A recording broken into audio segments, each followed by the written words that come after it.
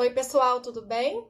Bom, quero falar com vocês sobre um assunto que não é nada novo, mas que dá pano para manga, que é sobre os despertares noturnos.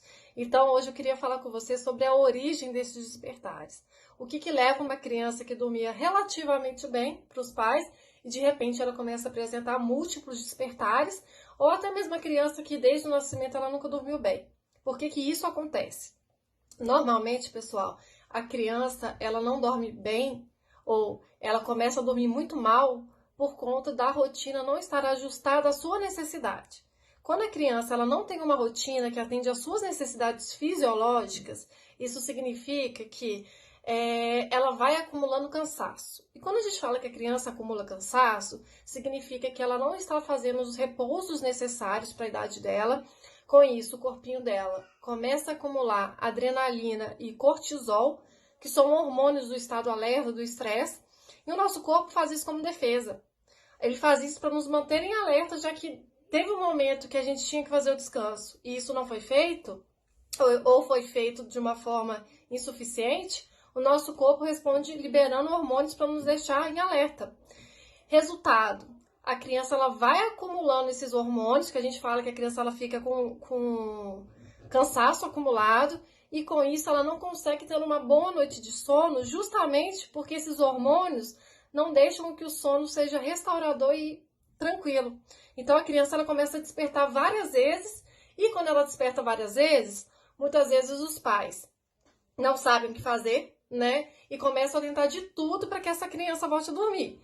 Aí, a criança que às vezes até dormia no colo, mas não apresentava problema pelo fato de dormir no colo, tinha uma boa noite de sono, ela começa a requisitar mais e mais colo, porque quando o nosso corpo está no estado de estresse, principalmente a criança que tem uma necessidade de ter uma ajuda para se acalmar, principalmente nos primeiros meses, então a gente vai ensinando essa criança conforme ela vai crescendo aos poucos, de acordo com a sua maturidade neurológica, a se acalmar sozinha, os pais começam a ajudar mais e mais e mais essa criança. Com isso, somado à rotina desajustada, essa criança vai instaurando hábitos justamente porque ela não tem uma rotina que atenda às necessidades dela. Entendem? Então, a primeira coisa que a gente tem que fazer é realmente avaliar se essa rotina está apropriada. E quando a gente fala rotina apropriada, a gente tem que tomar cuidado com o seguinte: pode ser que vocês peguem lá uma tabela ou uma sugestão de rotina e que seja apropriado para o filho de vocês, para a idade do filho de vocês. Mas isso não significa que vocês têm que seguir aquela tabela, porque crianças não são robôs. A gente tem que entender a necessidade de sono dessa criança. A gente tem que entender qual é a janela dessa criança com base nessas sugestões. Então a gente tem que usar isso como um modelo, mas não como uma tabela fixa para a gente seguir. Senão todo dia a gente vai errar, né? Às vezes a criança ela não desperta no horário que está ali na tabela, e como é que a gente faz? Se a gente seguir os outros horários que estão ali, já começou errado. Então, a gente entender qual é a necessidade que o nosso filho tem dentro da faixa etária dele e a gente conseguir ler o comportamento deles, entendendo quais são os sinais de sono, quais são os sinais que a criança realmente ela passou do ponto, como que a gente vai fazer para essa criança não passar, quais são os passos que a gente tem que dar para que essa criança ela vá tranquila para o quarto e seja bem mais relaxada para iniciar o sono, são passos fundamentais. Então, quando a gente faz essa limpeza do terreno, que a gente fala que é a parte da higiene do sono, aí a gente vai avaliar se esses despertares, eles se mantêm ou se eles se reduziram.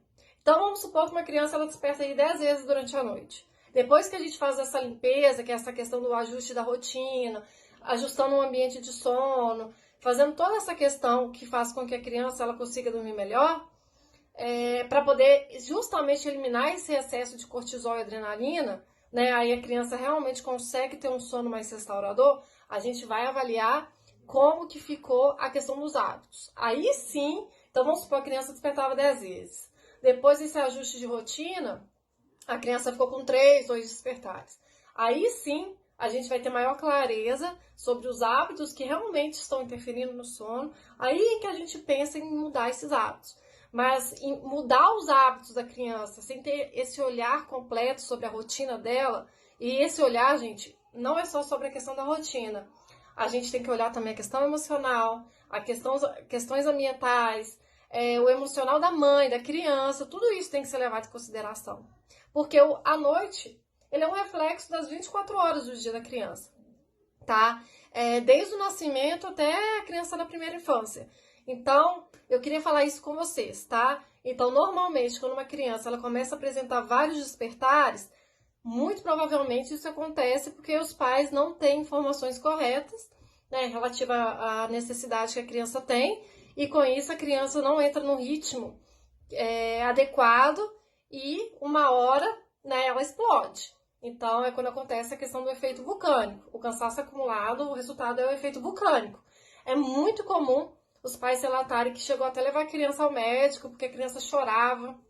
É muito típico da criança no final do dia chorar muito, ou despertar de madrugada e chorar, chorar, chorar, chorar. Não tem o que faça que essa criança se acalme, né?